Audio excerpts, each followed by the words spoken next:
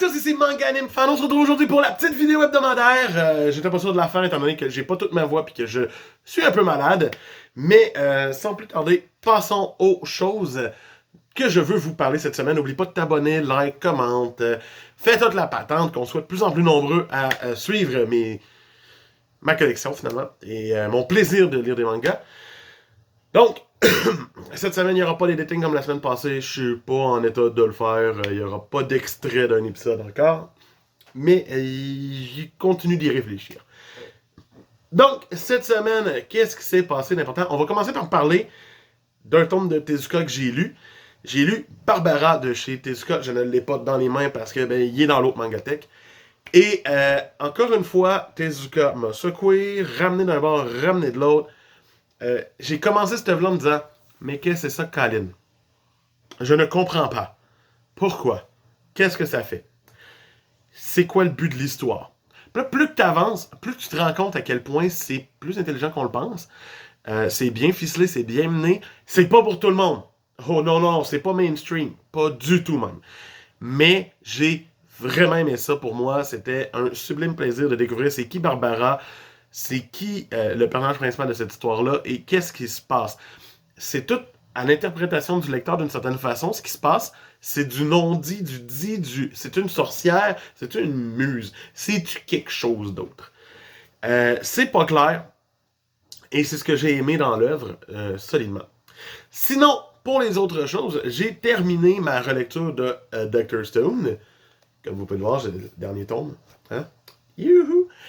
Et ma relecture, je dis fin parce que faut pas oublier aussi que présentement, l'œuvre a le droit d'une mini-suite sur l'application du Shonen Jump, tranquillement pas vite, qui va être en 3 chapitres sur le dernier tease qu'il y a dans la série.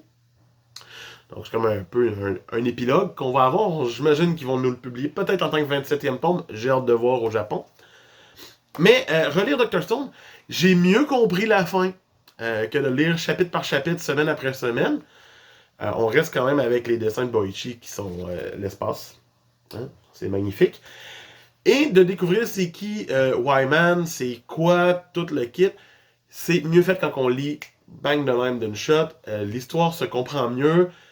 On comprend le pourquoi du comment. Et j'ai apprécié de redécouvrir la fin de Dr. Stone. Oui, c'est une fin un peu ouverte, comme je viens de le dire, étant donné qu'on a le droit à la suite, encore une fois, présentement. Donc, l'œuvre n'est pas officiellement finie, même si elle est finie.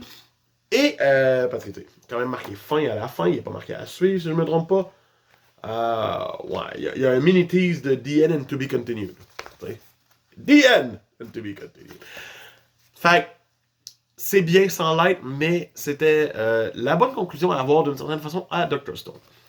Sinon, j'avais pas prévu de parler de nouveautés ou de quoi de même, parce que j'ai pas prévu d'acheter des nouveautés, mais j'ai craqué psychologiquement et j'ai acheté le tome 1 de Gachakuta.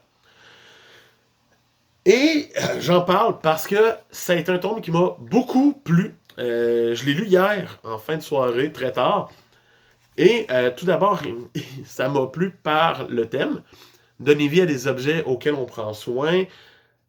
Je voudrais que ma Mangatech soit en vie. Donner une arme, puis attaquer du monde avec. Mais l'intrigue est de base. Ça reste un shonen, c'est un petit gars qui va être accusé de meurtre dans une ville où c'est que ça va pas, puis il va être envoyé dans une ville de déchets, qui est en bas, parce que tu vis dans la ville, pas de déchets, où tout le monde jette tout pour le plaisir de jeter tout. Et il va être accusé de meurtre, et en se faisant jeter, il va dire ses dernières paroles, « Je vais tous vous buter ». Donc on a un beau héros de shonen. On a des dessins magistrales. Sincèrement, j'ai trippé à regarder les dessins. Et on découvre là-bas qu'il y a des gens qui ont des objets à pouvoir, et c'est là que ça devient vraiment intéressant et stylé à souhait. La première séquence de combat est remplie d'action. J'ai adoré. Et c'était pas genre pour me déplaire.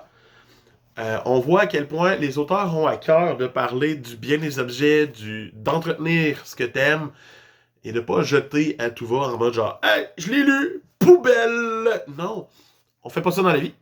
Le message écologique est quand même là sans être trop présent, ça me déplaît pas pour l'instant. J'ai hâte de voir la suite, officiellement. Vraiment, j'ai vachement hâte de voir la suite. Ça m'intrigue. Voilà. Sinon, côté animé, cette semaine, Jujutsu Kaisen a été encore une fois moins bueno pour moi. Les gens se plaignent parce qu'ils disent que. Parce qu'on dit que le studio est en train de totalement être démoli. Mappa est en train de tomber sous son succès. Ce qui est totalement plausible. J'y crois à 100% que la team a de la misère à finir les épisodes. Mais qu'on me dise que l'épisode qui est passé cette semaine soit un épisode qui a été fini à 30%, je suis comme. Ça surprendrait qu'un studio laisse passer un épisode qui est pas complet à 70% en mode. C'est correct, les gens vont être corrects avec ça. Non, je pense pas. Je pense que dans la grosse discussion de ma part présentement, il y a des oui, non, des oui-dit, des j'ai mal compris ce qui s'était dit. Mais pour ma part, j'ai vraiment enjoy l'épisode à 150%. L'animation était encore une fois sublime. Ça m'a pas lâché de l'épisode. Et j'ai trippé ma vie sur un combat qui dure normalement genre 8 pages. Puis qui en a duré genre 12 minutes. Fait que pour moi, c'était un beau succès. C'était tout ce que j'avais à vous dire cette semaine. C'était Manganim Fan qui vous dit, en espérant que j'aille mieux la semaine prochaine, bye!